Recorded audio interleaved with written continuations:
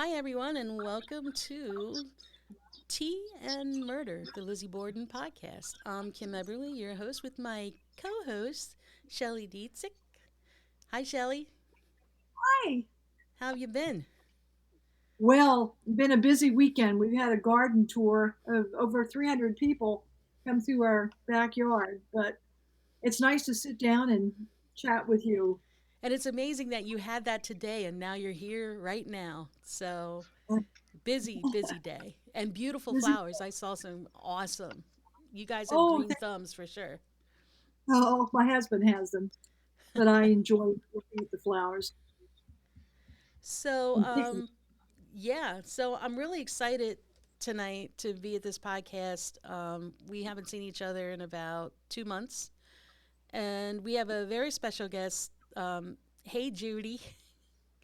We have a very special guest tonight, Thomas Moriello, and he has a long list of credentials, which too long a time to name all of them. But he's definitely a forensic expert, and we're happy to have him. So Tom, come on. We're just gonna start now. Here I am. Welcome to be. I'm very happy to be here. Thank you. Hello, hello to both of you. So Tom, you've been studying. You've been doing crime scene investigation for over 40 years now, and Yeah, you're a professor at Maryland, right? You University of Maryland. University of Maryland, and I mean, you and I we spoken maybe 10 years ago. You slightly remember, but about the Borden case, and Hmm.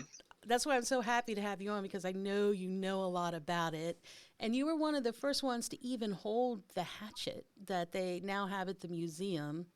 I recently put a video up that you were in with Tom Lang, which, wow, talk Yeah, about, he was one of the guys in the OJ trial. I think um, he was the investigator or, he was the principal investigator for the O.J. Simpson case. right. And you and him got together and broke out Abby's scarf.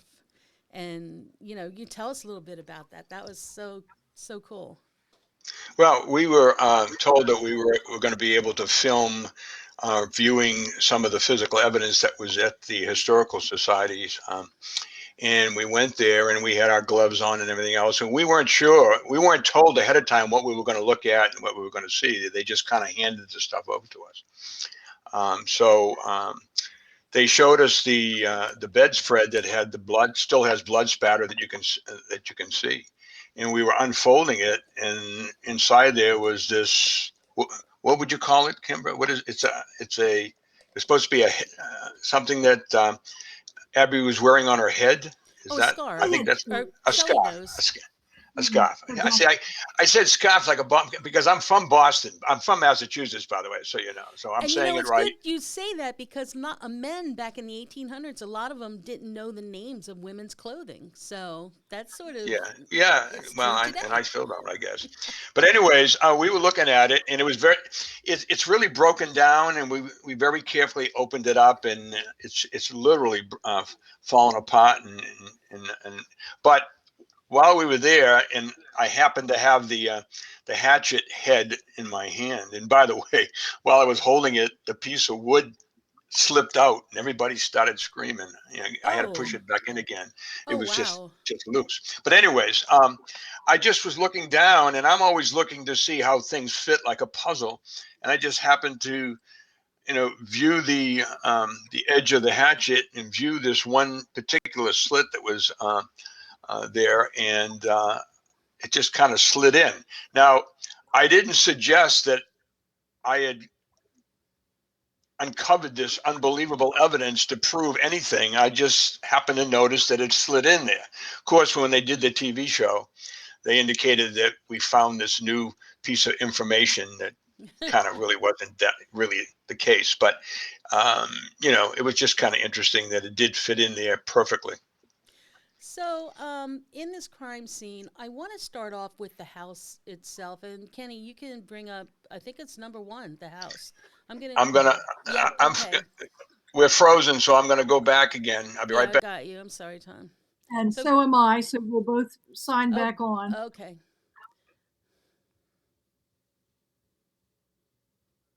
And here I am. So while they're logging back in, Kenny, you want to bring up the picture of the house? All right. Okay, so we're back. So this is the house. Can you see Mhm. that? Yep. Okay, so I want to talk about this first, and I think it's very important. You know, we talk about Lizzie being the murderer, or somebody from the outside coming into the house.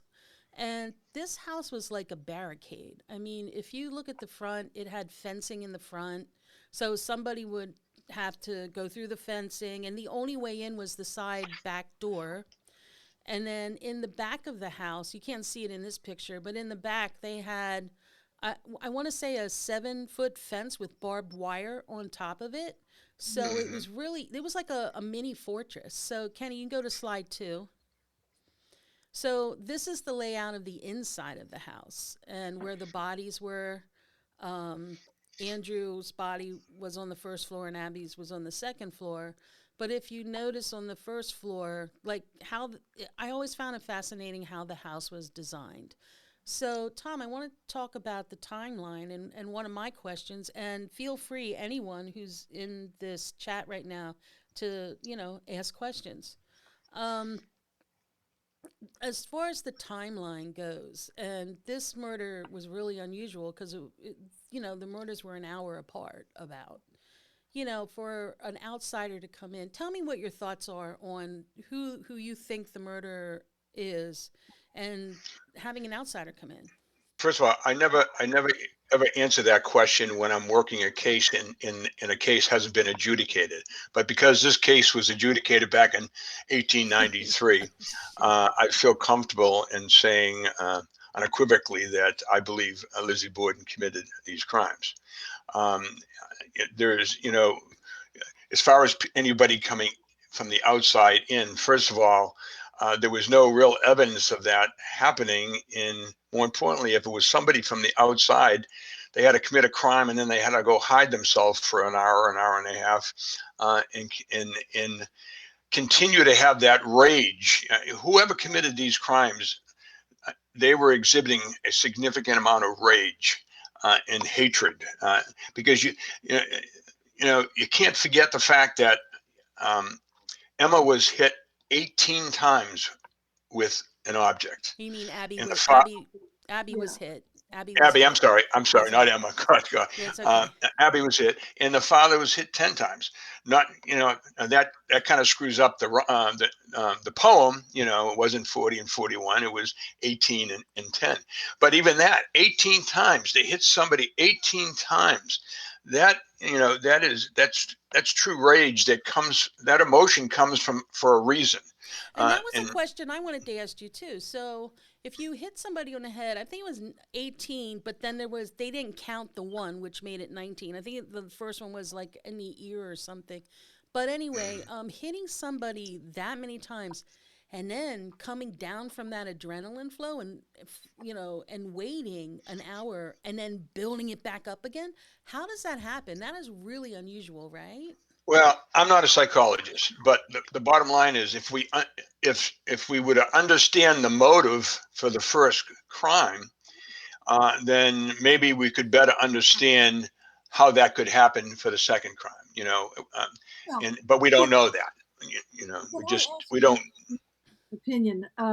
Is it possible that Abby was the intended victim, and when Andrew came home and Lizzie didn't have a chance to leave the house to establish an alibi, could he have been collateral damage and it was necessary to kill him because he would have put two and two together? And It really part two of that, Yeah, it really depends on what you think was in the mind of Lizzie Borden. Did she just want to make sure that she got all the money that she thought she deserved from her father? But did she also want to move out of the middle class area of Fall River and move into the hill area where ultimately she bought Maplecroft? If she wanted both those things, then both had to go because the father wasn't going to change his ways. Oh, also a follow up to that. Is it true that quite often when you have a parricide, such as in the Menendez case, statistically speaking, it's often someone who lives in the house or a child or someone they know when you have a It's situation like this? more times than not. It's obviously somebody that they know, that are Mhm. close. Again, there was some talk of somebody, that Andrew Borden had an argument with somebody earlier that week or earlier that day, whatever, and about money or something. Well, that may be fine, but again, we're talking about a crime that included significant emotion and rage, and the It was I personal. can't think of any. I can't think of anyone else, or we don't know of anyone else. Remember, we're talking about a crime that happened where nobody that was involved with it is alive. So, in all we have is transcripts and historians' perception of what they believed was going on. And so it's hard to, you know, be definitive about that. So, Kenny, do the next slide. This is a picture of Andrew. Again, Um, I'm going to have to leave you because I'm frozen again. okay.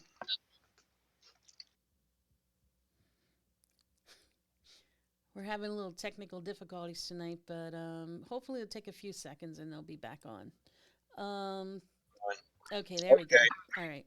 So this is Andrew. I know it's a horrible, ghastly picture, but Well, you can't really um, see it. It's black and white, so it's not that yeah. bad. And I, from what I understand, these photos were actually historical because it was some of the first photographs ever done at an actual crime scene in the U.S. Yes. Yes, So absolutely. Yeah. that's amazing in itself. Hmm. But what you've noticed and you told me was the coat underneath. There's a pillow and then the white doily and then the pillow, and right underneath you see this coat part slipped under there. You came up with a theory about how Lizzie could have killed Andrew, and within the timeline, because it was only like what 15 minutes, not even, when the police showed up at the house. So she had a very limited window to clean up, if any. So I want to talk about the blood spatter and how you feel she could accomplish that. Well, there's a couple of things that we learned from this very picture. Most of the times when we see shows about Lizzie Borden, the murders on television, just before Andrew is about to get struck the first time, his eyes open up. Well, that's impossible. There's no way. He was sleeping. If you look at his body is relatively relaxed. If he saw death coming, he would experience what we call a cadaveric spasm, where the sympathetic nervous system reacts, and he would have put his hands up, and his, rigor mortis would have set in immediately in his fingers and his hands and his extremities. It's called instantaneous rigor. You don't see that at all. So it appears that he didn't see this coming, that he was probably sleeping. Now, here's a man who's dressed up well.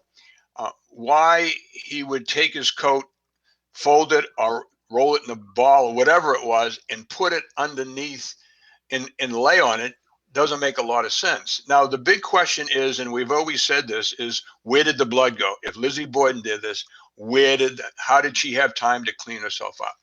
And it was my theory, and I still hold that theory, is that I believe that she was standing behind the wall in the dining room, that she wrapped her right arm with the coat.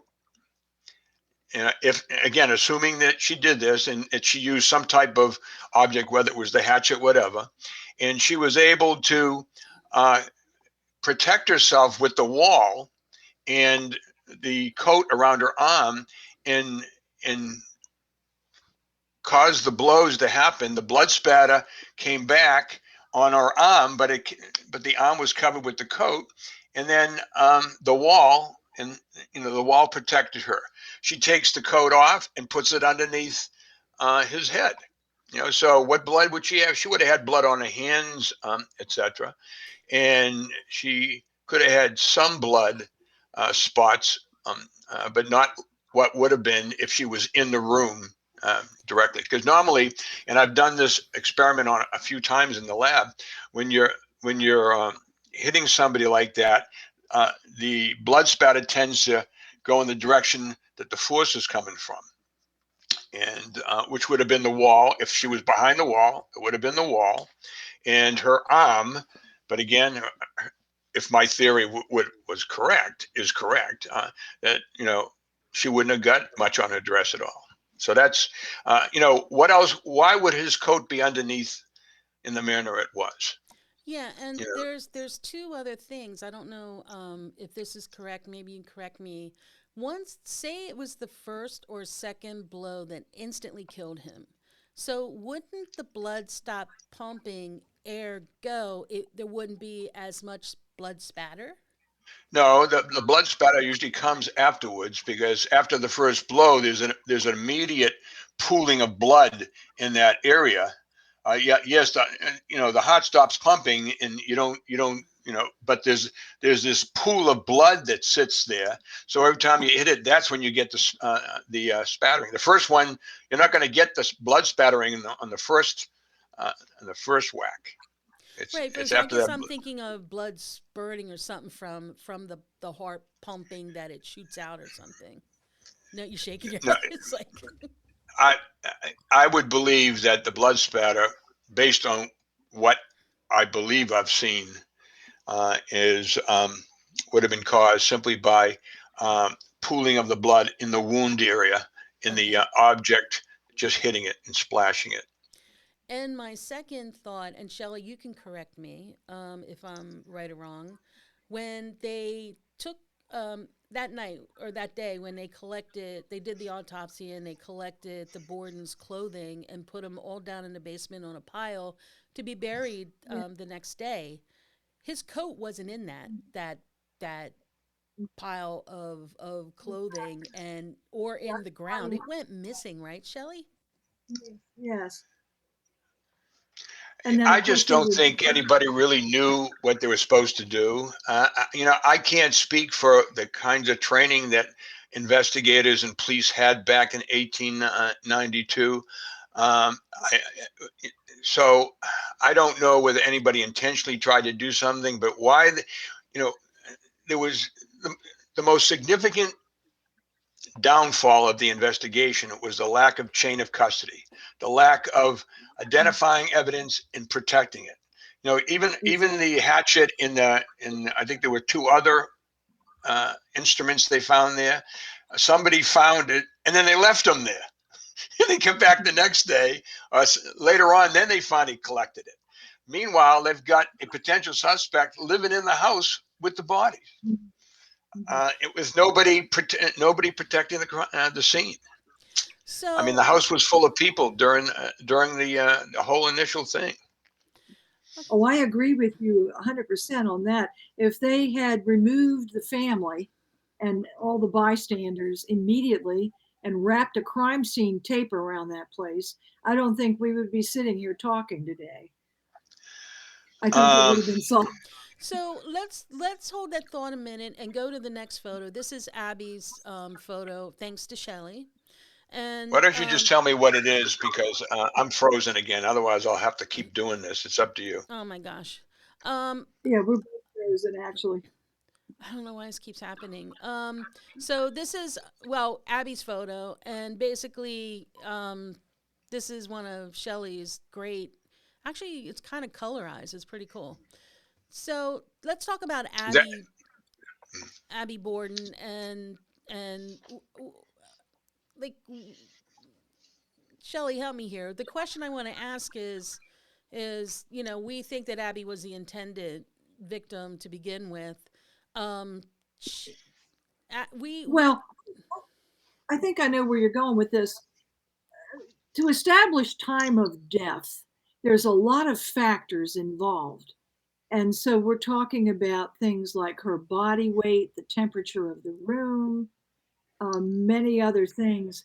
Would you agree that she predeceased her husband and that Oh she yeah. might have been murdered at least an hour before he was, and maybe even a little longer, perhaps Yeah, at 9:30. even today in 2021, we can't get time of death any better than an hour, hour and a half, unless we have somebody who can testify they saw them alive at a certain time, and then we found another one who found him dead. Other than that, forensically, we can't get any better than an hour and a half. Anyways, of course, on television, we always bring it right down to the minute, which is absurd, totally absurd. Yeah. Uh, we can't do that. Well, So, her you blood, know, and you can I see think the dark. I think the most significant thing was the stomach contents. That's still used today. I think the stomach contents helped identify the timeline. Yeah, absolutely. I agree with that. So I'm going to ask the first question to the viewers that are watching us. Every show we do a little trivia, and at the end we give away a gift. So the first question, I know, we're going to ask is, what is the name of the neighbor who came over to help Lizzie when she heard a commotion? She also found the body of Abby along with Bridget Sullivan. And you're just going to write in the name of who it was. Okay. So that's question number one. Who was the neighbor that came over to help when Lizzie heard a commotion, and they also found the body of Abby upstairs? All right. So moving on to our next slide, Kenny.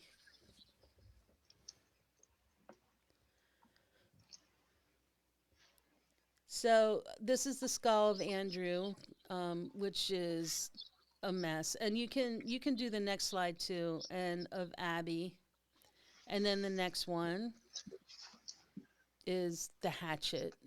So, okay, they went off and they come back on.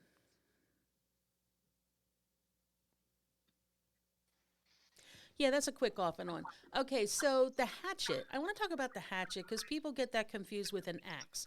So, Hmm.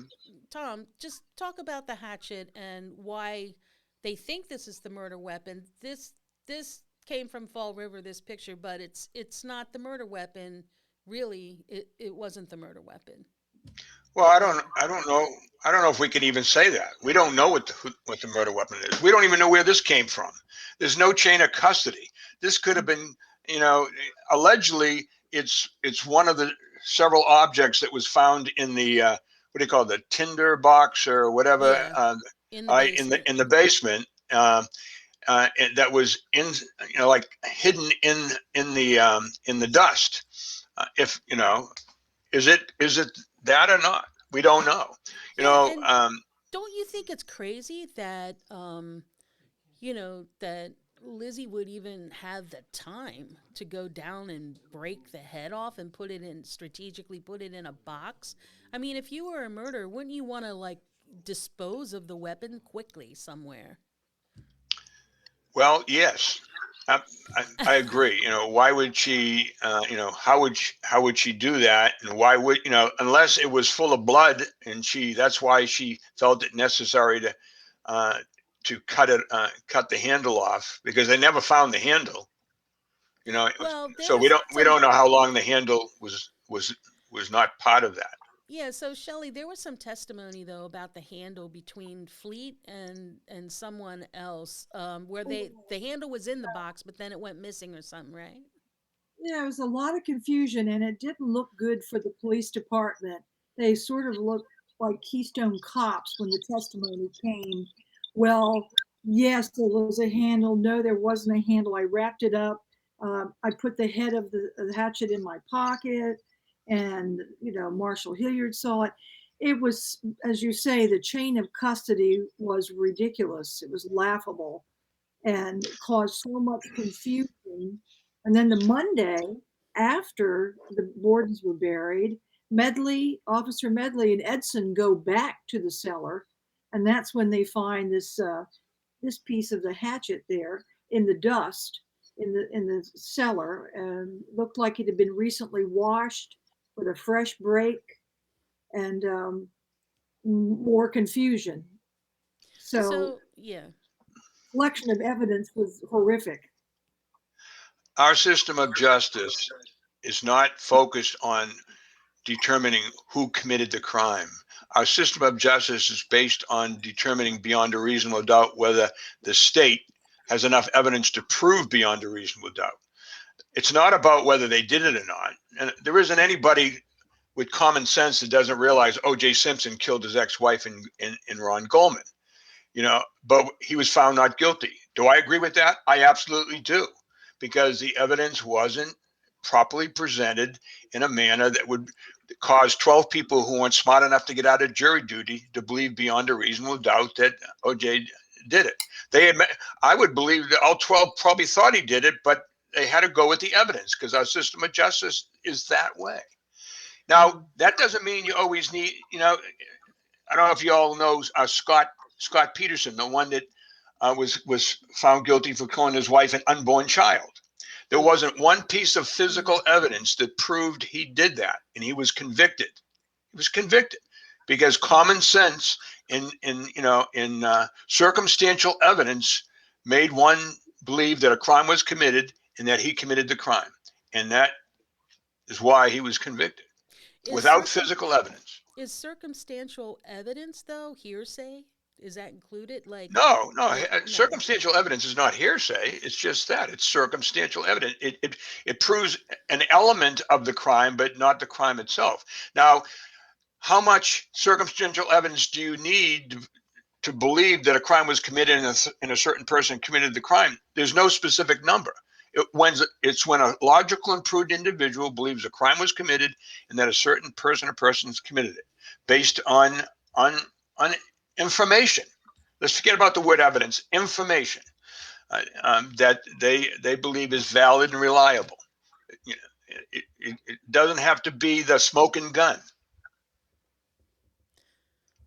Okay. What's the next slide, Kenny? The dress.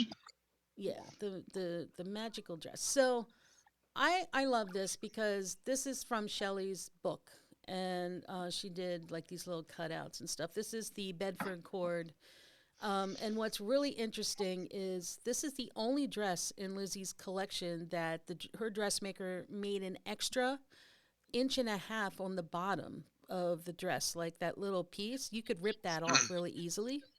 The ruffle. The ruffle, right. And then I always thought a sprig was just a little emblem, but it turns out it was this pattern. So my theory, because she wore the dress after she killed Abby, and she was seen in that dress for 40 minutes. Now, if there was blood spatter on that dress, it would be really hard to detect, especially my theory is if you wore it inside out to do the crime and then turned it back.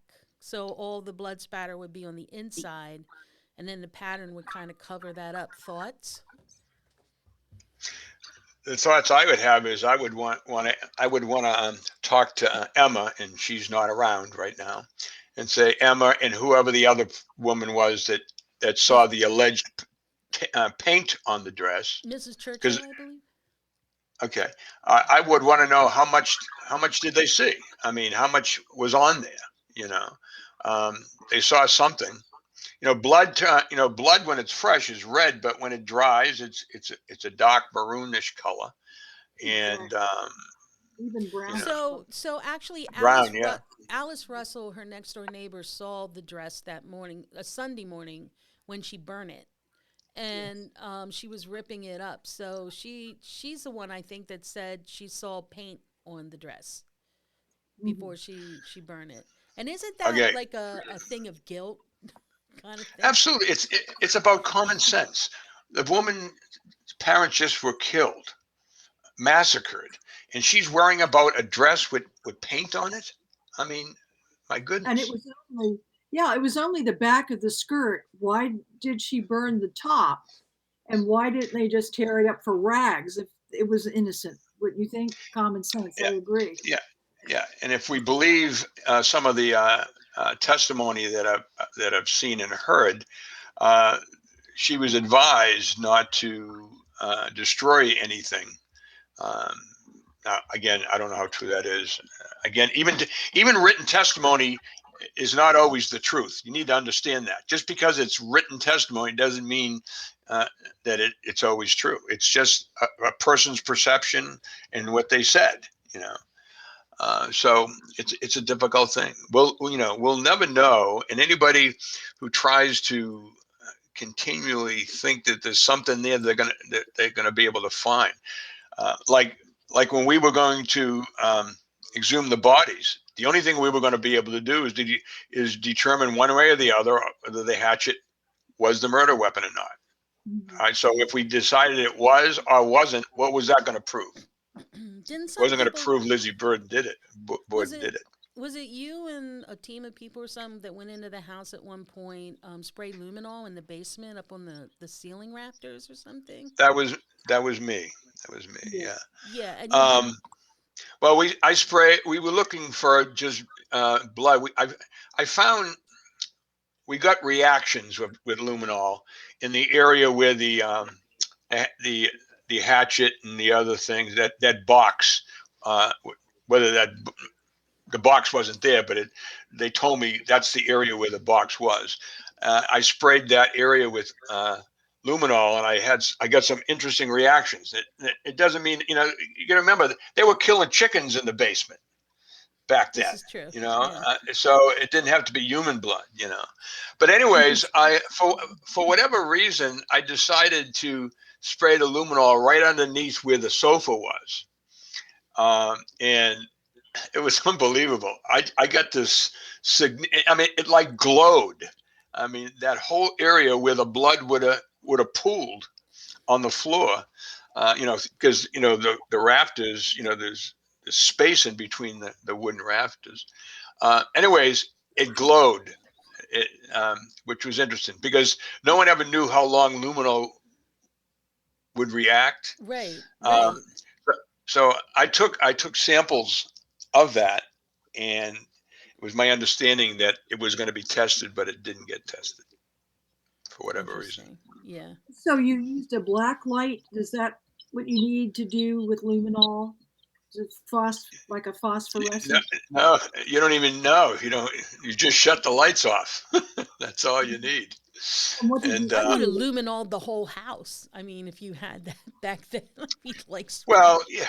yeah, yeah, um, the you got to remember, and you know, when we did that TV show, we spent 2.5 years, and Tom and I spent a lot of time trying to get the facts and to stay with the facts. But you never know what it is that they're putting together because you do these different scenes, and we don't see the show until it gets till the premiere. In fact, Right. we never even met the person who was writing the script. We didn't even know he existed till the end. He never asked us a question. Yeah, and So producers are mostly interested in the effect than it's about entertainment, and right. that's the problem we have with all these shows on television. People think they're being educated when they watch the shows, and they don't understand that Hollywood's interest is entertainment, not not education. If those two conflict, entertainment wins every time. It just does. The idea of the noise was not the way I presented it. you know, Lizzie said that uh, at the time, then we believed that Abby was being murdered. That she said that she was ironing downstairs in the dining room area. Well, I lived in a Victorian house in New England, and I know how you can hear everything when people are walking upstairs. My grandmother used to live upstairs, and I knew exactly where she was at any given time, just from her walking. Now, Abby was not she had she wasn't a thin woman. She had some weight to her too, where when she hit the floor, you know that had to shake the house, in my opinion. And the struggle Yet of running, even running, because I'm sure there was some struggle there of her running, trying to get away, and maybe she fell on, like, there had to I be. didn't see any evidence of any running. Um, and not to say it didn't happen, but I didn't see that. Okay. Also, if there was someone else who did this, there would have been blood trails from the point where that person was to when they tried to get out of the house. They That's never what I said they thought saw too. any blood trails anywhere, to Right. my knowledge. Nothing. Nothing. Mhm. Yeah. And Shelley, you have a question? Yeah, you would agree that where the bodies were found were the spots where they were killed.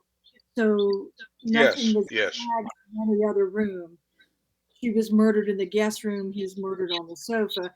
The other question I wanted to ask, are you agreeing with the killer of Andrew came through the dining room behind the head of Andrew and attacked from behind his head and not through the kitchen door with a from a front approach to his face? Correct. I believe from the back I in the agree with dining you. But some don't. Some people think. I think he'd be taking a chance that he would sent someone maybe open his eyes and could have, as you say, thrown his hands up. It would be better to sneak up behind his head, I think. So I agree with room. you on that one. Yeah. So One of the I'm. things that I one of the things that I think is really interesting too, and was Lizzie said she was in the barn upstairs. Why would anybody be upstairs in a hot barn eating pears? I mean, that just doesn't even make sense. And the other thing was that the officer, interestingly enough, allegedly made the observation that there were no footprints on the residue on the floor. Now, I don't know how valid that is, but it certainly, I've read that on several things, including some of the testimony in court, that there was no footprints in the residue upstairs in that area.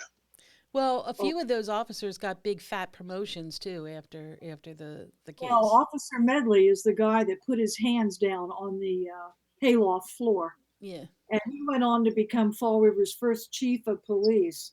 He and Harrington were my two favorites on the day because they were thinking outside of the box. They were Hmm. years ahead of some of the others, I think. So Medley. I'm going to ask the second question to our viewers. Okay, so what day did the trial start? Simply, what day did the trial start? Was it A, June 20th, 1893? Was it B, June 5th, 1893? Or C, October 13th, 1892? What day did the trial start? Okay, so Kenny, we're going to show the next slide, and I think it's the checklist slide. Okay, I'm going to go out and come back in Okay, again. sure. Hold on.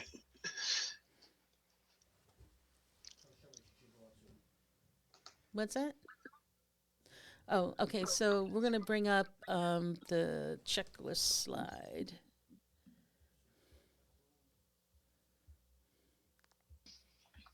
Okay. Okay, so before we start this, I just want viewers to know what this is, Tom. So explain this to us because this is your baby. Absolutely. About 4 years ago, being frustrated working for defense attorneys and looking and examining criminal investigations from the crime scene to the crime lab and seeing all the things that were being missed by investigators today. I mean, in this time period, and being in teaching police officers and criminal justice students at Maryland for 44 years, I was frustrated that things were being missed. It wasn't necessarily that they didn't know what to do, they weren't doing it in a consistent manner. So the idea of a checklist became important. Pilots use it. Pilot will not fly a jet until they go through a checklist of things to ensure that they don't miss anything. In hospitals, the medical profession now, before a person is being operated, they go through a checklist to make sure that they don't miss anything. So I decided there was no such thing for the criminal justice community, so I created a CSI checklist.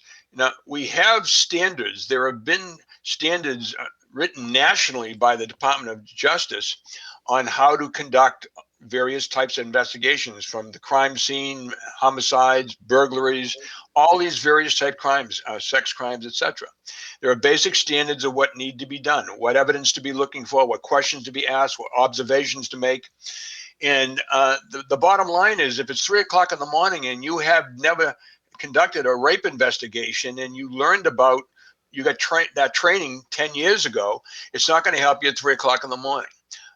But now all you have to do, if you have my app, is go to the app and just go to sex crimes, and it'll give you a checklist of various things that need to be done, questions that need to be asked.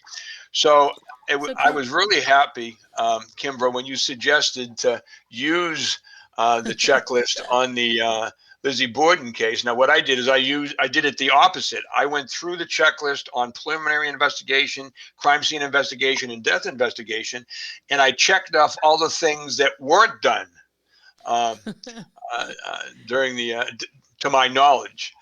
And after you've checked off all the various things, it will create a report, and you're looking at the report I created for the Lizzie Borden double murder case, and you can email it to you, or message it, text it to yourself, to your supervisor. So when you're writing your report, another thing, when you're writing your report, if you did something but you didn't put it in the report, 6 months, 8 months later, or a year later, when you go to trial, if it's not in that report, you didn't do it.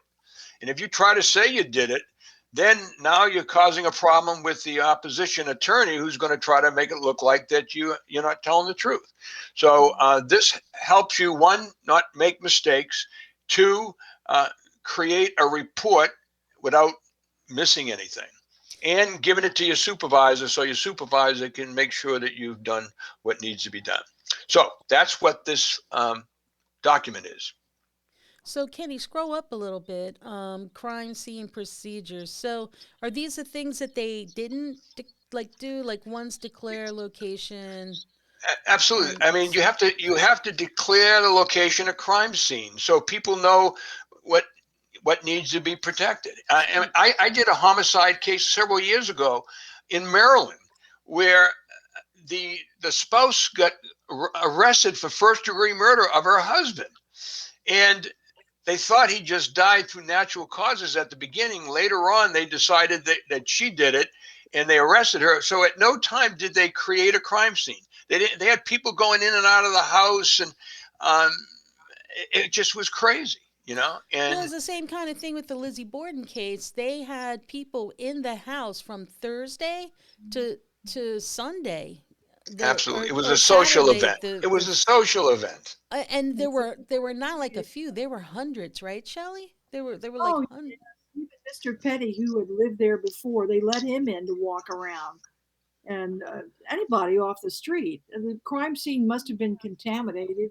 Lizzie was left alone doing who knows what. Yeah, Yeah, because they didn't remove all non-essential personnel from the scene. Mhm. They didn't document body positions. They did do a little on appearance, but they did the autopsy in the first one in the house. That to me is insane. They did it allegedly on the dining room table. Now, why would they do that? Why? I mean, what? And then Just well, imagine. You got to have to imagine that here, here's Lizzie. Uh, she was suspected of being involved fairly quickly. yeah. She's in the house. The body. I mean, it's August. You know, long before air conditioning. I can't imagine why those bodies stayed there and why they would have done the autopsy there. But again, 1892. You know. And what was really sad, and I thought, well, not sad, but just like gross, was when they did the autopsy. They put them in jars and they lined up everything on in the kitchen on a table for Bridget Sullivan to pass.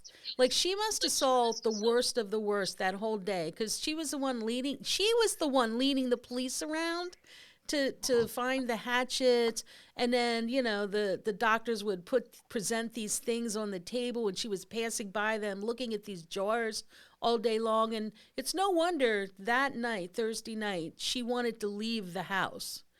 Like she didn't want to stay there. I mean, any normal person would be like, horrified. Why would anybody, any family member, want to be in that house that night? Why would, Exactly. think True. about it. Why would they? But Alice There's Russell plenty of places. stayed with Lizzie that night too, and I don't get that, Shelley, because the night before, Lizzie poured her guts out to Alice on her premonition, Something's pre. going to happen. Uh, But at the time in the era, it was not unusual to have a close friend of the family come stay and help while the funeral was being prepared. And that person might have been a relative or just a close friend would help with the preparation. Um, and so the fact that Alice was asked to stay and help them and be there isn't unusual for the time.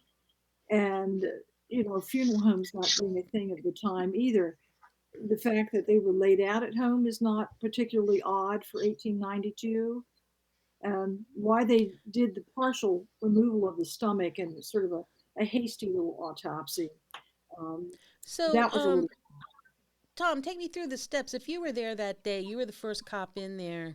Like, wouldn't you have had someone rope off the scene first of all? But then would Everybody would have been removed. The bodies would have Mhm. been kept there. You don't want to move the bodies. You want to examine the crime scene with the bodies there. We still have that problem today. Ambulance crews are always being called when there's a body, and um, they always want to try to resuscitate them, which is fine. But if they're dead, they're dead. There's nothing you can do. And they right. want to transport all the time. And we have to tell them, don't transport. The body needs to stay there. So, yeah, I would have removed everybody. I would have secured the area. And then one of the things that was confusing is who was in charge? Who was the principal investigator? There wasn't any one person. It appeared there wasn't any one person who was in charge. And when that Right. happens, you know, it Right. becomes a political football. Yeah, and also they had moved the bodies at least two or three times. Dr. Bowen had turned Abby over, so when Walsh got there to photograph the crime scene, it had been tampered with. They went through Andrew Borden's vest to see if burglary was a motive, so he had been moved at least one time. So the crime scene photos aren't accurate that this is how the body was found because each one had been Well, moved. I think they fixed Abby because her dress was up and they didn't want to expose her butt. It was Yeah. improper, kind of. But I have a question from one of the viewers who asked, "Do you think Bridget knew more than she let on in the trial? Like Bridget claimed to know nothing." Hmm. Um, I don't know. That's the maid. It's possible. Obviously she needed to protect herself. Um, but again, was she upstairs really resting? Was she really sick, or did she see more, or whatever? She was afraid. If she did know more, she certainly was afraid to say anything. You I'd know. like to say something. I'd like to comment on that. A lot of people believe that Abby and Bridget weren't really friends, or but Abby actually paid Bridget to, like, some extra money in her salary to stay in the house as a buffer between Abby and the girls, Lizzie and Emma, because they were always arguing, supposedly. So Bridget had at one point had enough and wanted to leave, and Abby said, "Oh, no, no, I'll give you a little extra money to stay." So I don't think that Bridget really had anything to do with this murder. I think it was all Lizzie. Well, I don't think she had anything to do with it. I think she just might have seen something that she was afraid to say. That's all. I'm Well, and they suggesting. said she was paid off, but I don't think she was paid off because there's no evidence of that either, right, Shelley? Not that I'm Nothing aware. to be proven concretely, no. Mhm. She had a nice dress for the trial, but who knows? So, One of the one of the things I wanted to bring up is when they decapitated the heads to bring to trial.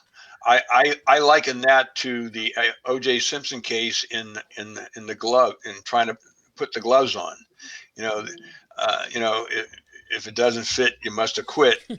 Um, and it appears that the reason why they decapitated the heads and brought them in is they wanted to um, show the jury, the trauma that was done, and it kind of turned on them because allegedly they felt that no woman could have done that kind of damage.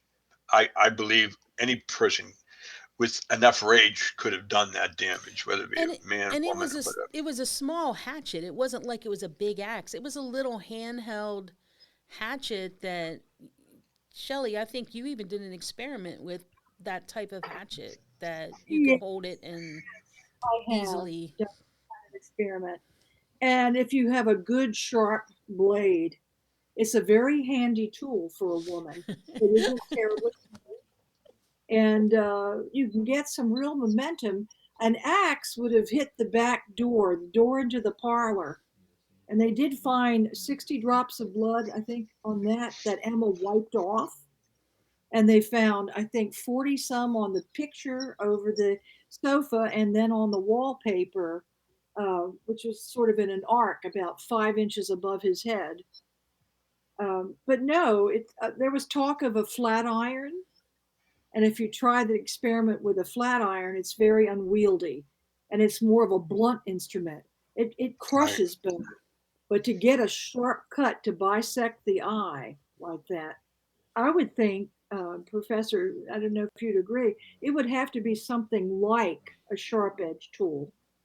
Oh yeah, And yeah. yes, like a hatchet or a short handled axe to get those Hmm. kinds of wounds, and not a candlestick or a flat iron.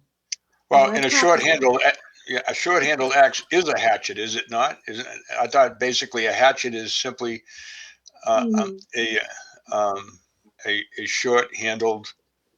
An axe and a Yeah, and a hatchet look alike. They just one's bigger than the other. One has a longer handle. yeah.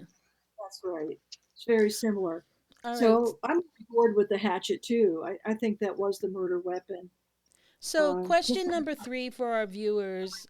Question number three is, um, okay, While what? you're doing that, I'm gonna get out and come back in again. Okay, okay. What other crime was Lizzie Borden suspected of after she was found guilty of the murder of her parents? What other crime was Lizzie suspected of after she was found not guilty of the murder of her parents? And this is not a multiple choice. You should write this in. It's what other crime was Lizzie suspected of? Okay, so didn't Bridget actually have something to say on her deathbed, but she got better and never said what she wanted to say? that was the story. Yeah, Yes. that was a story. I want to ask about the bloody rags in the pail in the basement, which that always intrigued me because Lizzie always said it was her time of month, and of course, men back in that time period weren't going to discuss menstruation, and even in the trial, they sort of skated around that whole theory of they didn't want to talk about it, but I Hmm. think it's significant because that could have, in my opinion, been rags used to clean up Abby's blood or blood off of somewhere and just thrown in there because there was a discrepancy of when they were put there. Lizzie said, "Oh no, it was a few days," and Bridget said, "No, they were just put here Mhm. today." Yes, Hmm. she had done the wash and didn't remember seeing that pail when she had done the wash at Right. the beginning of the week. And And if we Lizzie's, had like DNA testing, we would have known right away what that pail contained. Well, if things were done right, it would have been collected, and each piece would have been taken out to identify exactly what it was. And so, it wouldn't, and we wouldn't be questioning what it was today. Right. right, menstrual blood would be different than blood from something else. You could tell menstrual blood from Well, plus it would be on something different than you know, towelette. yeah. Mhm. whatever they used back then. Yeah. Okay, so we have our tea expert on. We're going to bring her on, and she's going to mix us a special forensic tea tonight. It's in your honor, Tom. Hi, Oh, thank everyone. you. Can you hear me? I'm trying a new headset, so I'm not echoey. Can you hear me fine? Yeah, you sound Yeah. good, Woohoo! Rena. This is All right. Rena. Hi, so nice to see you. Nice to see you again. Thanks for having me, and nice to meet you, Tom. So tonight I'm making a sort of non-traditional tea drink. I'm using a fruit tea, which is not something that was common during Lizzie's time. Herbal teas were actually popular in the United States, but fruit teas are something that is, well, they're not technically teas. They're considered tisanes or infusions. But we're going to make a summertime drink, and it's one that Lizzie probably would not have had because it's made with alcohol. And am I mistaken? Wasn't she part of the women's temperance movement? Yeah. So I'm also going to make a non-alcoholic tea drink, something that she might enjoy. But tonight's drink is called Down the Hatchet in honor of our special guest. So what I'm using tonight is strawberry lime daiquiri tea infused gin. So this is a variation on a gin and tonic, and I am using gunpowder Irish gin for it. And in fact, I will show you how I make this in a moment, but I thought I would make the final drink and then show you how it's put together. So I have my glass and my ice. I am going to be taking my 1 ounce. You could do 2 if you want to do a double shot, but generally 1 ounce is 1 shot of alcohol because this is pure gin with tea infused. And I'm going to add it. I'm making 2 because I promised my husband I'd make him 1 too. Gin and tonic is his favorite summer drink. So we have our 1 ounce of our drink, and now to add some tonic to it, I'm using Schweppes, nothing fancy, just a regular tonic. And it's perfect. This is the perfect amount for 2 drinks. Add a little bit of lime. You can squeeze it into the drink, or you can put it right on the rim of the glass to be fancy. And that is, in fact, all you need to make this drink. So here is our Down the Hatchet drink, and here it is, Down the Hatchet. That's great. And if you wanted to add a little more strawberry lime daiquiri flavor, you can just add some of the iced tea itself, which I will also show you how to make. So how to make this, how to make any alcohol infusion. And you can use any tea to do this. It can be black tea, it can be green tea, it can be fruit tea, herbal teas. What you need is you take your alcohol. So as I mentioned, I was using my gunpowder Irish gin, which happens to be actually a gin made with green tea, which is why I thought it would fit very well. And I poured, this is actually water. I'm not doing another thing of gin right now, but this is water, but it works with any cold liquid. You can cold steep tea in any liquid. And so with my water, which was gin, I take a steeping sack. These are basically make your own tea bags. They are biodegradable, which is really nice. And unlike a cup of tea that you would normally make, where you would use 1 teaspoon or 1.5 teaspoons of tea for a cup, when you're cold steeping, you double it. So I'm taking my tea, which I happen to have in a tea tin. You can see I put my directions on there. The directions, ooh, I don't know if you can see that. 1.5 teaspoons, 4 to 5 minutes, 1 time. The directions are actually listed on the back of every single bag of tea. So I just transfer it to my container. I'm going to take 2 scoops of it instead of 1. And I will show you the tea because the fruit tea is super neat to look at. It is, wow. You can see the pieces of fruit. That you can looks actually really eat nice. this. You could just eat it. And I'm going to take 2 scoops and put it right into my steeping sack. And I'm almost out of this tea. This has been my obsession tea, this as the weather has gotten warmer. Stick it right into your cold liquid of choice, whether it be gin, vodka, lemonade, and you let it sit for a minimum of 2 hours. If you're doing lemonade or a fizzy beverage, you would let it sit for about 15 minutes. If it's fizzy, you want to stop it then. If it's just lemonade, uh-oh, I froze. Did I freeze for you? No, you're still here. Oh, great. I just froze on my screen.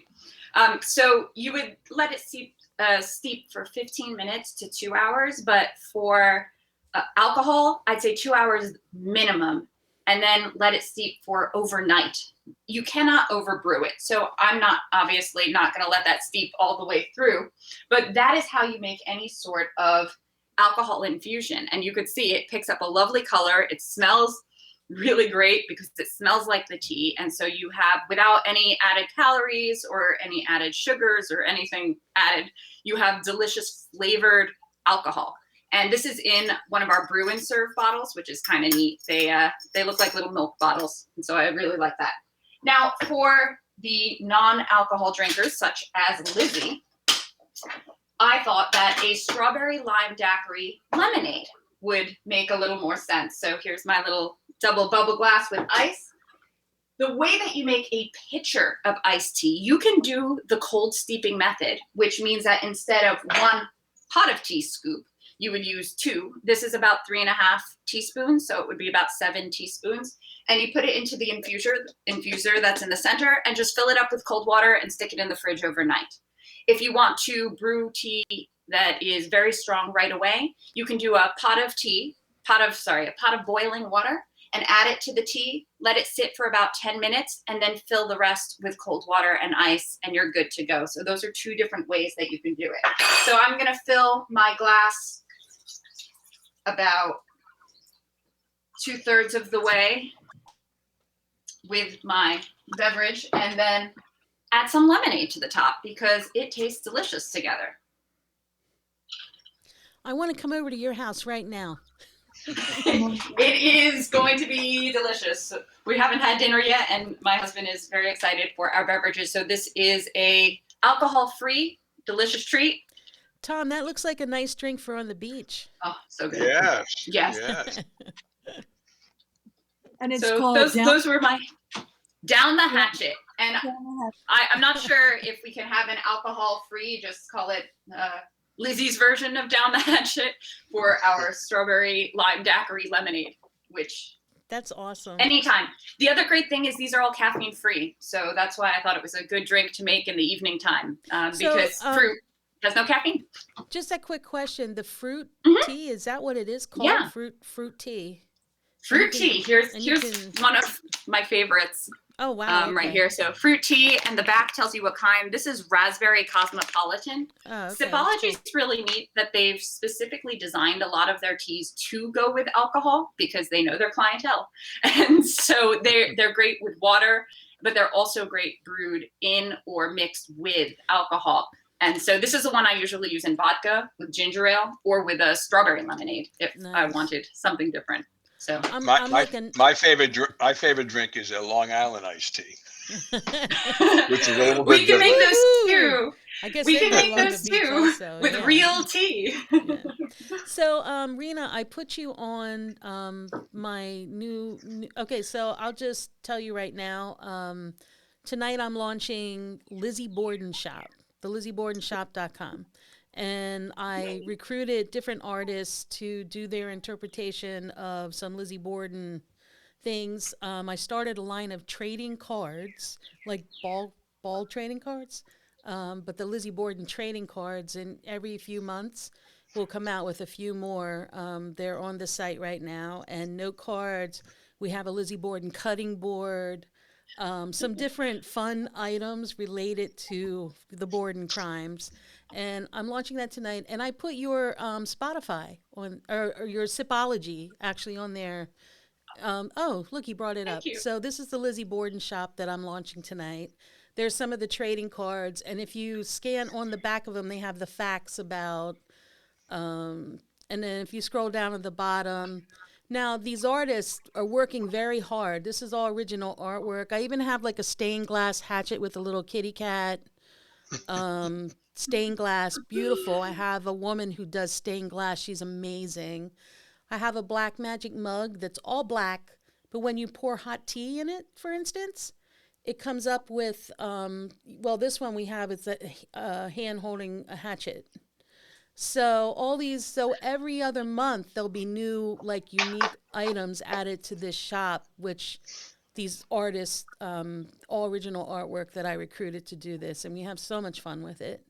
So you're actually on the artist things. I'm putting people on. Shelley, I'm going to put you on to your warps and whelps. Is that the Reps. webs? Thank you.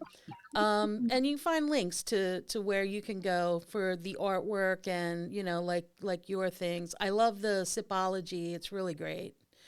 And Thanks. Tom, your CSI checkbook or checklist List. is amazing. I just think that's such the coolest idea, and I think it comes in. Have you had? You recently launched that. Have you had success with that? Like, are you selling a lot of them? The Uh, apps?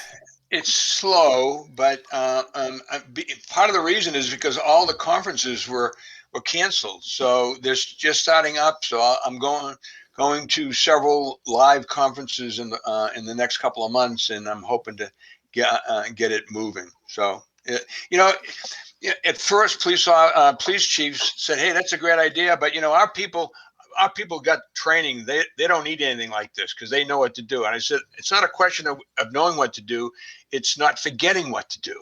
It's a different Right, thing, right, and having consistency. So it doesn't matter how much training or how many years you have in the business, everybody will do the same thing. So I'm hoping it's going to take off. yeah. I wish you We'll a lot see. of success with that. If we can help you in Thank any way, let us know. you. All right. Well, I So appreciate it. I'm going to ask another question to the Lizzie Borden folks. Okay, so Tom, you might be interested in this question. Uh-uh. So how many counts of murder was Lizzie charged with? Was it 1 count, 2 counts, or 3 counts? And you can think about that one. And I'll give you the Obviously, last question, and then we'll come back to this at the very end and answer them. So the last question is, who was Lizzie's principal attorney during the trial? Was it A, Jose Knowlton, B, George Robinson, or C, William Moody? So there's no right or wrong answer for the folks watching this. If you answer it, just answer it. You'll be thrown in our jar for. We're giving away 2 trading cards tonight from our Lizzie Borden shop. So they will be mailed to you. So, Rena, thank you so much. I'll be right over after the show. Sure. And you can find more recipes and stuff on my Facebook page. If you have Facebook, you could go to Rena's Tea House. Right, and Rena's check me great out for there. answering any questions. Like she'll take time out to explain it to you if you have questions about the caffeine and like content or any of that kind of thing. So, thank you, Rena. I will talk to you later. Thanks so much for having me. Yeah, Bye. bye. nice meeting you. So, Nice to meet you. she's great. She's my tea person, or our tea person now, right, Shelley? Yes. So let's talk about the night before, Tom, and I want to talk about like motive and premeditated type of thing because she did visit Alice Russell the night before and kind of spilled her guts saying, "Oh, I feel like I need to sleep with one eye open and somebody's after father." And she went through actually a list of things they about how they thought they were poisoned. She said everything to Alice Russell: the poisoning, someone coming after her father. What else, Shelley? There was like a list of things. Yeah, Somebody did something to the milk in the bread. and Alice said, well, they'd be seen tampering with the milk because daylight when the milk came. Also, she mentioned that she'd seen a man slink around the shrubbery by the house one night when she was coming home from a function, and that her father had an enemy, and they could burn the house down over their head. Uh, Really gloom and doom. There was like Alice, of course, tried to smooth her over, but there was like a the scene. list of yeah, there Mhm. was like a list of everything she could think of in order to kill the Bordens. Right. She ticked all the boxes of what might happen. So you've been a police officer for a long time, Tom, and also what I found really interesting in your bio, which I want to come over to your house one day and set it up. And you worked with polygraphing, right? For Oh yes. counterintelligence and all kinds of people. Yeah. I've conducted about 1,200 myself. Yeah. I was chief of polygraph for my federal job for 3 years, 4 years. We're doing 10,000 polygraphs a year. Wow. Wouldn't it have been interesting to put Lizzie on a polygraph? I mean, Well, imagine maybe, that. again, she'd have to know and understand if she was guilty, if she had done it, she would have to know and understand that she was doing that. I mean, again, not being a psychologist, um, the polygraph only works if you feel a threat, and because all the polygraph does is record your sympathetic nervous system, the same sympathetic nervous system that causes that instantaneous rigor that I was talking about. When Yeah. you perceive a threat, your body changes, and all the polygraph does is measure those changes. It doesn't detect lies. There's no such instrument that detects lies. It detects changes in your body are um, that are activated when you perceive a threat. So if she knew what she had done and perceived and was asked in a polygraph, which didn't even exist back then in Right. 1892, but then the polygraph would have seen that. On the other hand, if she had no understanding of what she had done, if that was possible, So then what do you think her motive was then? Because they always say you need a no, motive.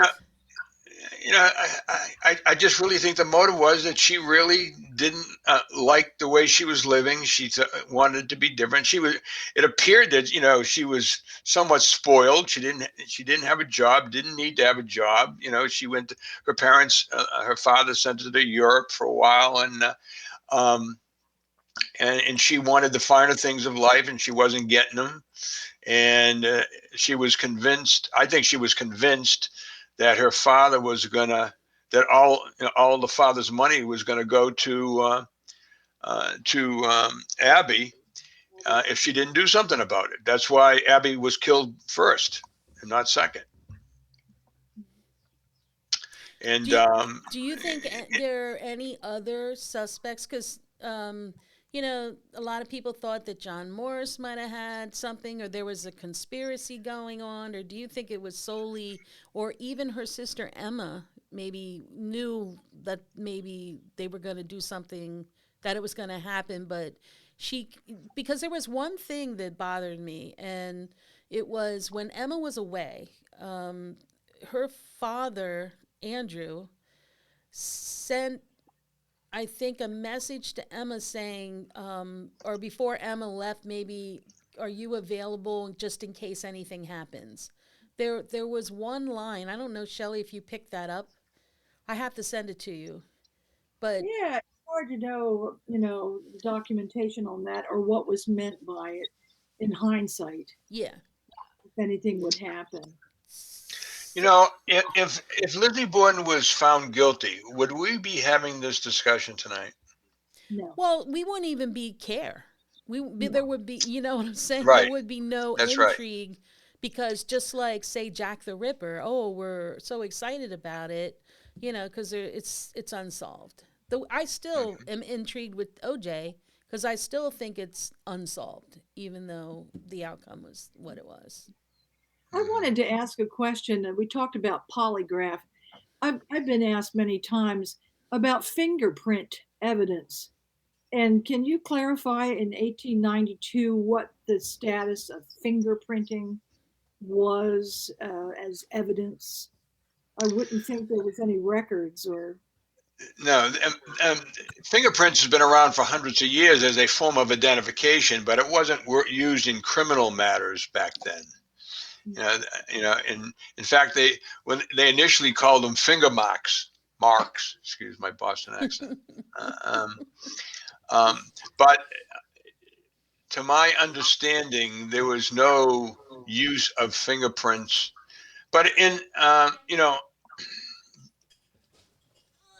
I don't remember in my research any discussion at all of any looking at fingerprints. So I believe it was after 1900 that we started using them.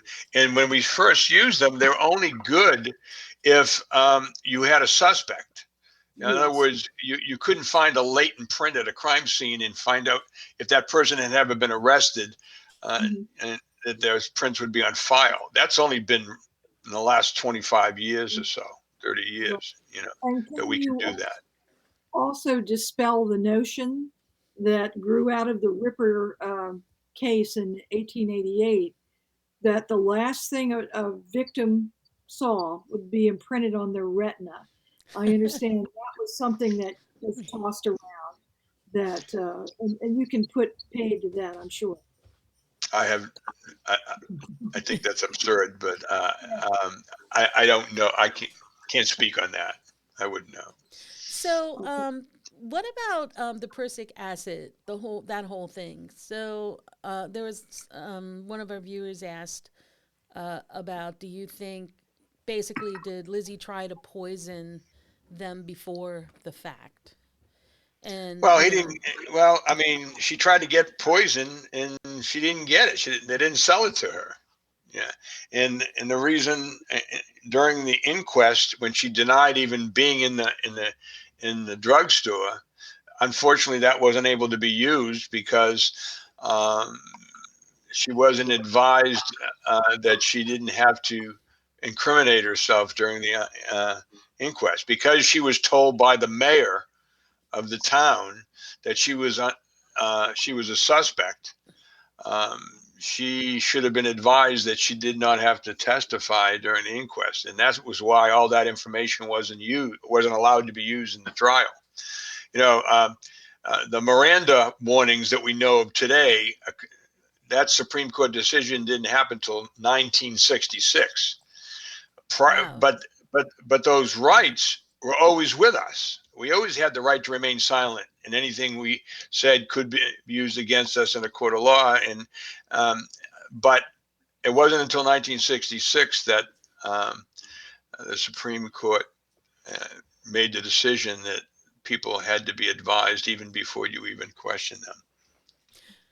So today, I mean, there are so many things that we could have used as tools to solve this case. As far as fingerprinting, DNA, even the spray, luminol, um, you know, boring off, blocking off the crime scene, taking people out, separating them, taking different statements, and not allowing them to be together for days.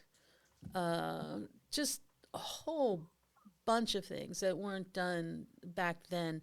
So let me ask you this: has a lot changed since then, as far as the way people go into a crime scene and handle it? Because we always hear of discrepancies all the time. Have we gotten better at it? We've gotten better at it. There's over 19,000 police departments in this country. Okay. And there's a lot of small police departments that don't regularly do serious crimes like homicides and rapes, etc. And they're not used to it. I mean, I worked on a homicide case a few years ago, a 2.5-year-old little girl in New York. Now, when you hear New York, you think of New York City, but this was a small sheriff's department that didn't do all the basic principles that wasn't done in 1892. And I testified in the trial, and the prosecutor said to me, "Well, Professor Moriello, it sounds like all you're doing is Monday morning quarterbacking." I said, "Well, this is not a football game. This is about the death of a 2.5-year-old child and the life of a defendant. I wasn't questioning whether they did it right or did it. I was saying they didn't do it at all. They were basic standards and principles that weren't done.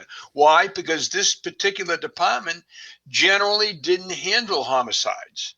The only reason why they handled this one was because they thought the little girl fell from her upper bed, and they thought it was an accident. It wasn't until later on that they believed it wasn't an accident, and they decided to charge the mother's boyfriend. And because they started the investigation, they held on to it. And I think that was, well, they still got a conviction. So I guess we can't say that it wasn't all bad, Yeah. but certainly they they did they missed a lot of the things that were missed in 1892. So is it better? Of course it's better.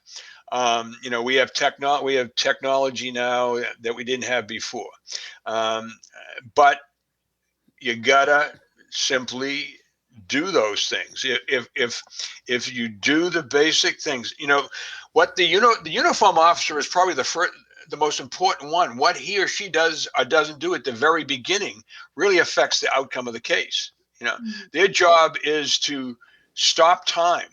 They're the first ones at the scene that represents the criminal justice process, and their job is to keep people there, identify people, not let them, protect the crime scene, and get the right players to come.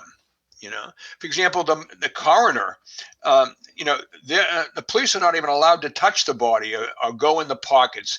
The body is the 100% jurisdiction of the coroner or the medical examiner. By the way, we have two different systems in this country: coroners and medical examiners. They're two different kinds of people, unfortunately. Um, but the police their job is to take the lead after the medical examiner. When they say it's a crime, a homicide, then the police conduct an investigation. If it's an accident, the police aren't involved at all. You know, Accidents usually are civil cases where the investigators from the insurance companies are the ones that do the investigation. Yeah. So, Shelley, do you have anything? I've been watching our viewers and catching their questions. I don't know. Do you have anything more on your list of questions? I could talk for hours. I mean, this could veer off not even the Lizzie Borden case, but just police procedures. Like, Alone, yeah.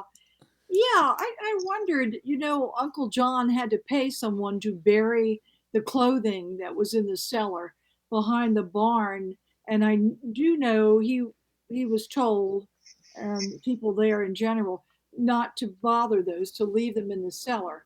But because there was, I guess, some brain matter from Abby Borden and bits of the cranium, I guess he felt they ought to be buried.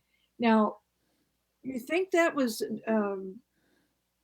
destroying essential evidence by burying that? They had to dig it up. Then police brought it back instead of retaining it. They buried it again. Uh, Sounds like a Well, box. well, certainly it destroyed evidence, but I wouldn't be blaming John, the uncle. I'd be blaming the police for allowing that to be out of In their the control. right to be yeah, in and a the lot of cellar. things like went missing too in this trial. Like the murder weapon, for one, I don't think they've ever found. At one point I suspected that there was a hatchet on top of the crow's roof, the neighbor's roof, Mhm. that was up on the roof that sort of matched the murder weapon. And there was a talk of what's it called, gilt, that shiny metal kind of thing, which you find on a new New- tool. And they Right. found evidence of that in Abby's head, but not in Andrew's. And so there was a theory that, there may have been two murder weapons, but I always thought it was one. And even if there was guilt on that, it could have rubbed off by the time she killed Andrew, and then there was none on his head. But they, I can't imagine them even looking for it personally. Yeah. well, they found Yeah. it though. I mean, it was written in like some report that they found like that shiny metal, saying that it was a new hatchet that was used. Um, Mm. but yeah. So I'm trying to think. So your feeling is that she was definitely guilty. I feel that, oh come on, she did it too. I feel that. And I've written a lot about women back then, and a motive of a woman and living in a patriarchal society, because we always talk about motive. I sort of looked at her surroundings and the time period that she lived in as a woman, living in that patriarchal household, and feeling like repressed and oppressed and pushed down. That because she was involved with a lot of different clubs like the women's temperance movement, and that's significant, for women's rights. She was involved with that, and so was her mother, Sarah. If you look at her mother, was involved with clubs like that too, of women's rights. There was another one where they took care of women that were alone, trying to find money for housing, and also in that time period, men ruled. They were in charge of everything. A woman had to ask for everything. They didn't work. They were homemakers, and if they stepped out of line or if they got a little weird, they could be put in an asylum. And a lot of women were thrown in asylums back then too. So if Lizzie was a But there weren't a lot. There weren't a lot of women that were killing people. Like, well, that's not true because Tom, I'm going to give you a copy of my book. I'll mail it to you. It's Women, Lizzie Borden, the case of Lizzie Borden and other murderous women. There were a lot of women back then killing men through not necessarily hatchets, but with poison. Um, I I researched it, and a lot of them were found in these homes where men, were like telling them what to do and living in this oppression of I mean, like one woman, even in Fall River, was an alcoholic, and she suffered from that, and she threw her 6-month-old baby out a 2-story window after she beat him. I mean, murders like that, women murdered, and Shelley, she was researching murders women also, and has a slew she could tell you about. I mean, in my book alone, there's probably about 15 other women of the same time period that murdered men, and usually they were in the household, the same household. I look forward to reading that. Yes, I can't wait till you do. And a lot of and that's what Shelley and I sort of connected because we're fascinated with it. Back in that time period, it was Yeah, crazy. and often it was postpartum depression Yes. misdiagnosed. And the gynecologists and such were all men, and it was called melancholia. And a lot of these women just had a baby every year. And Right next door to the Borden house was another Borden lady, not by biologically, but by marriage. And it's the Well story. Shelley wrote about it, put it on her website. Fascinating. Mm. And basically, what happened to her? She had 3 children, and thank you, David. She threw her children in a well, a cistern, it was called back then, down in the that's right. basement, and then she slashed her own throat, and it was due to postpartum depression. Yeah. So, things like that happen a lot back then, and the only way we're learning about is because a lot of it was written in trial transcripts because all the women in my book were tried and acquitted because men didn't want to send them to the gallows. They didn't want to hang Lizzie Borden. So they went in. They didn't even really talk. Hey, we're going out fishing next, and they came back and said not guilty, because they just didn't want to do it. It wasn't. They were sort of felt like they're the knight in shining armor. They wanted to be, you know, Rescue the maiden in the distress. yes. So there's a whole Interesting. psychological theory built around a reason why Lizzie, would have committed murder also, and that's my take on Hmm. it. Hmm. Like, Yeah. Interesting. yeah, you Interesting. have to give me your address, Tom. I'd love you to read my book, and then you let me know what you think. Great. The last one, Stephanie Corney Corey, asked me Stephanie to, Corey. Yeah. to read this book. She Oh, didn't tell me it was 769 yes. pages, Uh huh. Yeah. but I got to tell you, William Spencer wrote it, and I read every page of it, I and read that one. Yeah.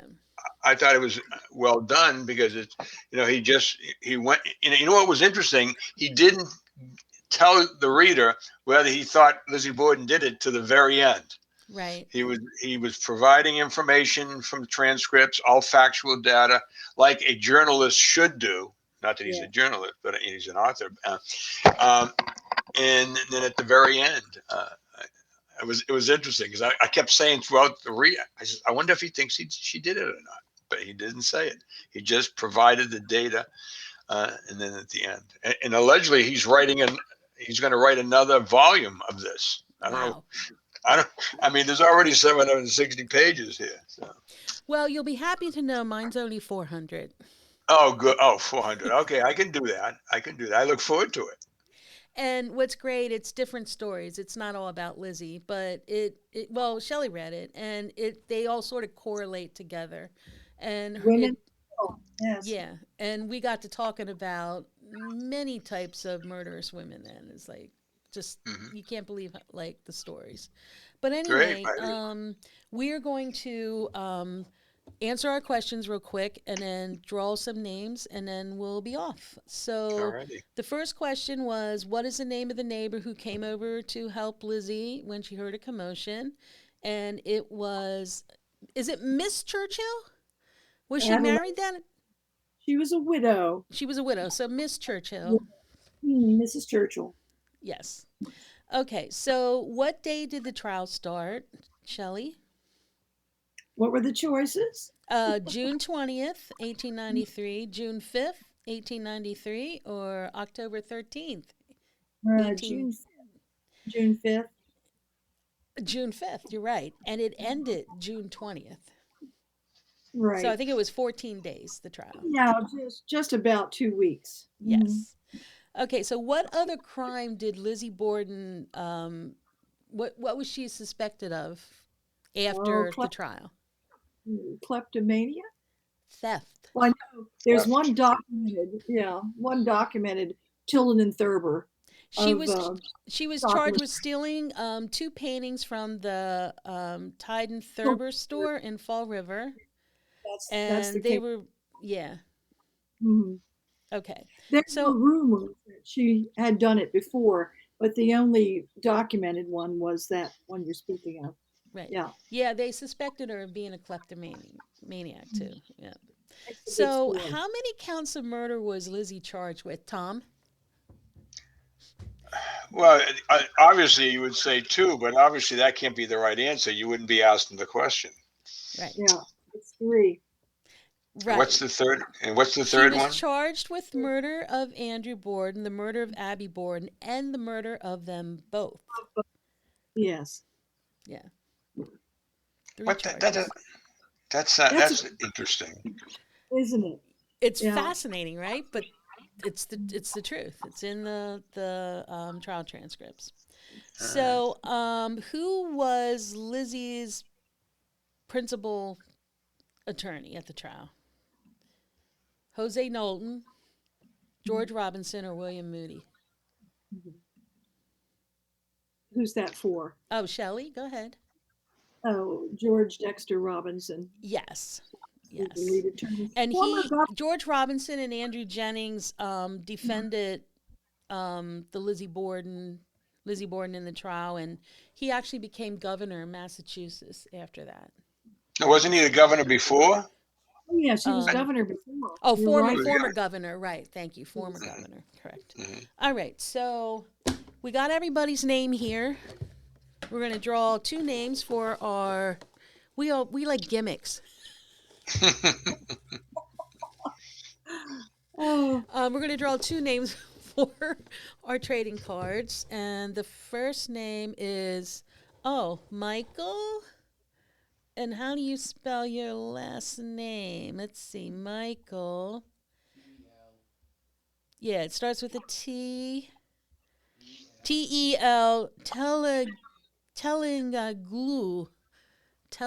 I'm sorry, I'm really botching up your last name, but I have it, so I'll message you. And our second one, the last name is Walker. Joanne Walker, Giovanni. Yes, All right, yes. so you guys get your trading cards on. I'm very excited. Can I All mention right. something about trading cards? Yes.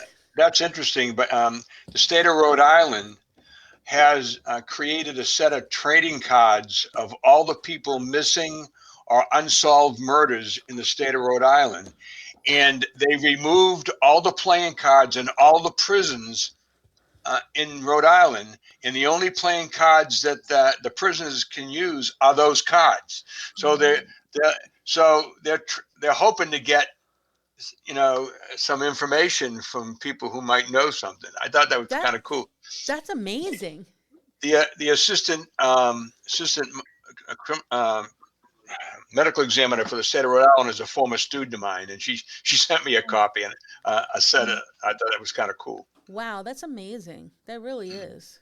Yeah, mm, trading cards are actually a big thing. They have a mm. big convention in New Jersey every year, just a trading card convention. Everyone imaginable. But anyway, thank you so much for coming, Tom. I really enjoyed listening to your perspective, I appreciate it. I and enjoyed we being look forward to We seeing could your. talk for hours, I think, Kimber, couldn't we? So many there. more questions. Well, not Sure. only on the Lizzie Borden case, but just other crimes Forensic. and policing, and I mean it's a fascinating topic. It really We've is.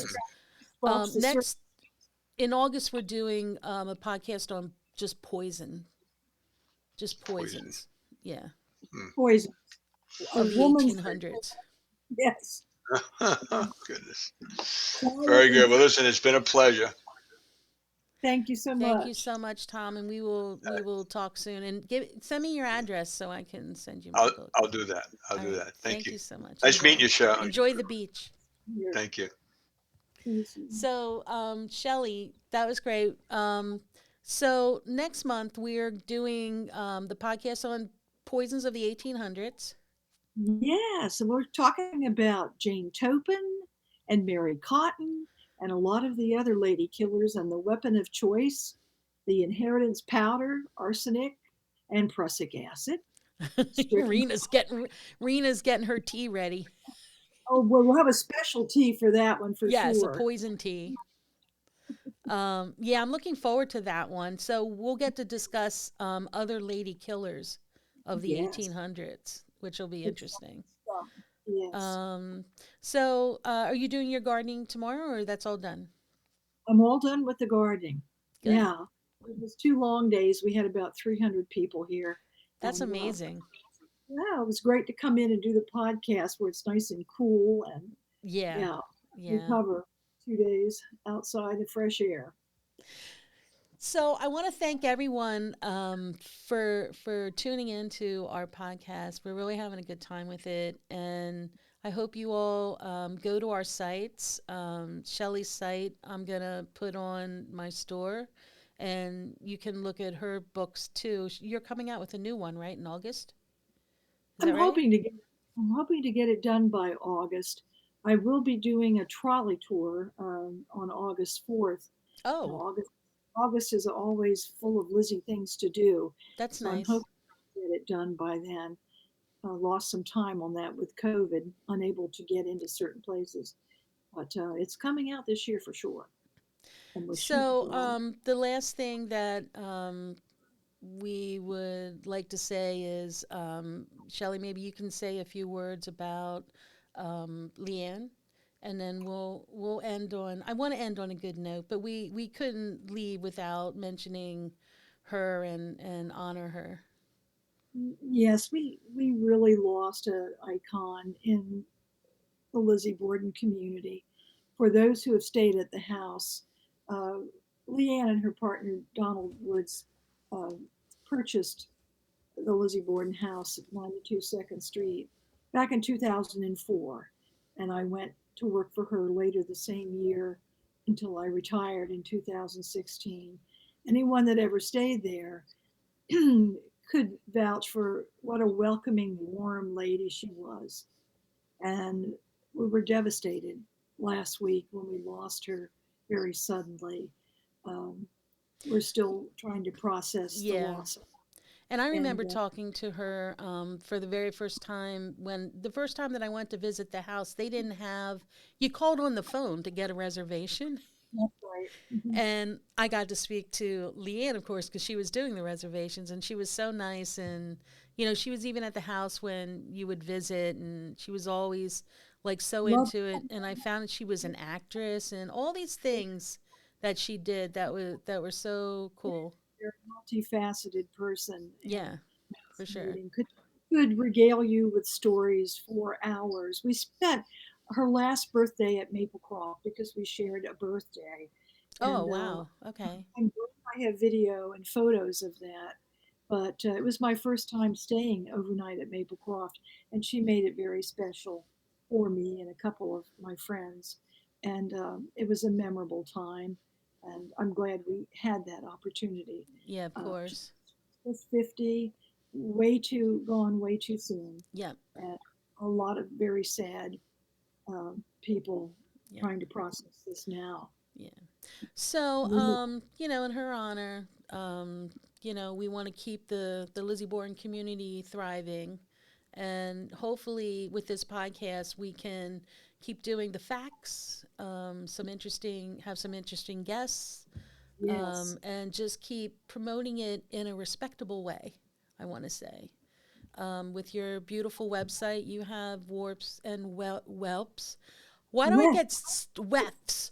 I always well, get stuck on that here's an last one. easy way. Here's an Wefts. easy way to remember it. I have a bit of a background in textile conservation. The Right. weft goes right to left. It Weft, rhymes right to left. on a Weft. loom, and the warp goes up and down.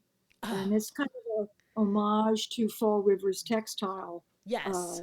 industry, which launched the city. And also, it's the threads that make up a fabric. And then all these little facts and things that we talk about, it's like a thread. And when you weave it all together, you hope to have maybe solve some of the mystery when you combine all these little mm, threads and webs of knowledge. Right. It might shed some light um, Right. And on the also, Hollister Press is a Hollister Press. the press as our Yes. publishing.